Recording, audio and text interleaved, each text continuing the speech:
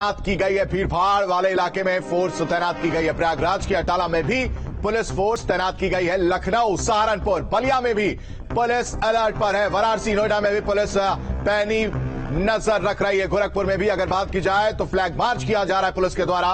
उपद्रवियों पर कड़ी कार्रवाई की तैयारी की जा रही है। धर्मगुरुओं ने शांति बनाए रखने की अपील की है। तो बड़ी और अहम खबर आपको बता रहे हैं, जिस तरह से आज जुमे की नमाज है और जुमे की नमाज को लेकर अब अलर्ट है। प्रदेश भर में कई संवेदनशील इलाकों में ड्रोन से नजर रखी जा रही है। पुलिस के द्वारा फ्लैग मार्च किया जा रहा है। जिस तरह से पिछले 2 जुमे की नमाज के दौरान हिंसा देखने को मिला है, उसके बाद ये अलर्ट और कई संवेदनशील इलाकों में ड्रोन से नजर रखी जा रही है। धर्मगुरुओं से बातचीत की गई है, किसी तरह की अप्रिय घटना देखने को ना मिले और पुलिस फोर्स तैनात है। जगह जगह मस्जिदों के बाहर पुलिस बल की तैनाती गई है। उपद्रवियों पर कड़ी कार्रवाई की तैयारी है। अगर किसी तरह का उपद्रव, किसी तरह की पत्थरबाजी देखने को मिलती है तो कड़ी कार्रवाई की जाएगी। इस बार पुलिस पहले से ज्यादा मुस्तैद, पहले से ज्यादा तैयार है कि किसी तरह की हलचल देखने को ना मिले, उपद्रव देखने को ना मिले, पत्थरबाजी देखने को ना मिले। और इस खबर पर ज्यादा जानकारी के साथ लखनऊ से निखिल और प्रयागराज से मानवेंद्र हमारे साथ जुड़ चुके हैं। सबसे पहले राजधानी लखनऊ का रुख करेंगे। निखिल, वहां पर क्या तैयारी पुलिस की तरफ से, और आज जैसे जुमे की नमाज है, जिस तरह से पिछले 2 जुमे की नमाज पर हिंसा देखने को मिली थी, पत्थरबाजी देखने को मिली थी, अब पुलिस कितनी तैनात?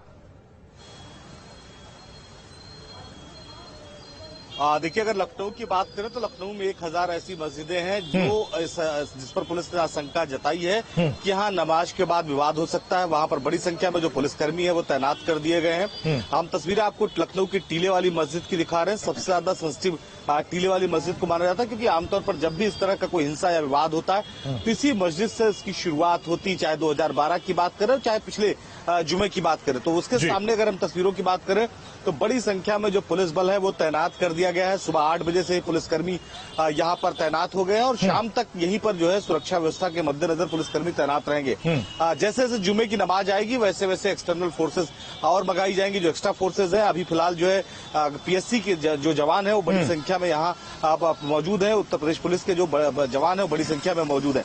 तो किसी भी स्थिति में लखनऊ की जो आबो हवा है वो खराब ना हो, किसी तरह से यहाँ पर कोई विवाद ना हो, कोई हिंसा ना हो, इसको लेकर पूरी तैयारी है। इसके साथ ही अगर पूरे उत्तर प्रदेश की बात करें तो पूरे उत्तर प्रदेश के सभी 75 जनपदों को अलर्ट पर रखा गया है। खुद मुख्यमंत्री योगी आदित्यनाथ ने कल सभी अधिकारियों के साथ इस पर मंथन किया, वीडियो कॉन्फ्रेंसिंग की, और वीडियो कॉन्फ्रेंसिंग के जरिए उन्होंने एक साफ संदेश दिया है कि किसी भी स्थिति में अगर उत्तर प्रदेश के किसी भी शहर की कानून व्यवस्था बिगड़ती है तो ये बेहतर नहीं होगा। लिहाजा तमाम अधिकारी जो है वो मैदान में उतरे।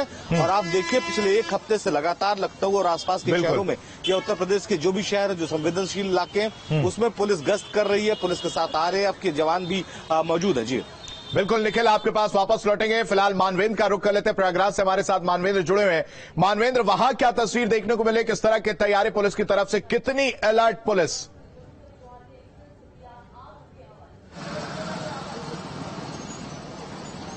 देखिए, पुलिस पूरा अलर्ट पर है और जिस तरह से उपद्रव हुआ था पिछले जुमे को, उसके बाद से यहाँ पर भारी सुरक्षा बल तैनात है। और हम इस वक्त अटाला इलाके में मौजूद हैं और यहाँ पर भारी संख्या में, अगर पूरे प्रयागराज की बात करें तो 10,000 पुलिस के जवानों ने मोर्चा संभाला हुआ है और लगातार रैपिड एक्शन फोर्स, पीएससी और पुलिस के जवान जो है वो बड़ी संख्या में तैनात हैं।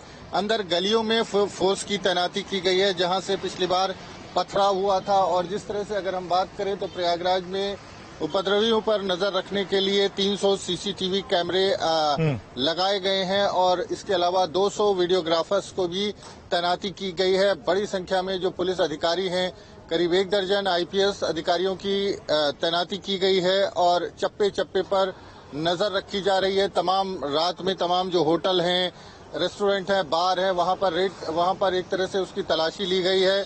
जो तमाम मस्जिद हैं वहाँ पर बात की गई है। मदरसों में पुलिस की टीम पहुंची थी और उसके बाद साथ में जो तमाम धर्मगुरु हैं उनसे कहा गया है कि वो शांति बनाए रखने का प्रयास करें। उनकी तरफ से अपील भी की गई है।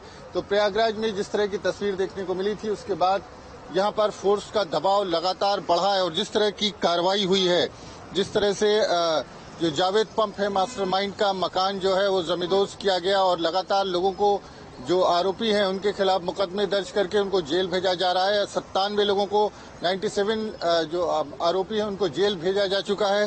संगीन धाराओं में मुकदमा दर्ज हुआ है। तमाम जो नोटिस हैं वो भेजी जा रही है, उनकी कुंडली खंगाली जा रही है, उनके वीक पॉइंट्स ढूंढ करके उनके खिलाफ मुकदमे दर्ज किए जा रहे हैं। तो जिस तरह का दबाव, एक तरफ तो दबाव बनाया गया है जो उपद्रवी उनके ऊपर, और दूसरी तरफ भारी संख्या में पुलिस फोर्स का दबाव भी है जो काम करता हुआ यहाँ पर दिखाई दे रहा है। और जुमे की नमाज में पिछले बार हमने देखा था कि नमाज के बाद यहीं पर उपद्रवी इकट्ठे हुए थे और उसके बाद पूरे शहर भर में, पूरे इस इलाके में, अगर हम पुराने शहर की बात करें, बवाल हुआ था।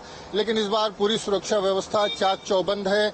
खुद जो तमाम आला अधिकारी हैं वो मौके पर आपको दिखाई देंगे। ग्राउंड जीरो पर लगातार लोगों से संवाद किया जा रहा है, लोगों को समझाया जा रहा है, और इसके बाद जो लोग मानने को तैयार नहीं है वो उनके साथ सख्ती भी की जा रही है। हालांकि अगर इस इलाके की बात करें तो जो उपद्रवी तत्व हैं वैसे ही पहले से ही अपनी जान बचा करके भागे हुए हैं कि कहीं वो पुलिस के हत्थे न चढ़ जाएं। जिस तरह से गिरफ्तारियां हो रही हैं उसके बाद इस पूरे इलाके को एक तरह से छावनी में बदल दिया गया है। तो आने वाले 2-4 घंटे अहम है जब जुमे की नमाज के बाद लोग निकलते हैं।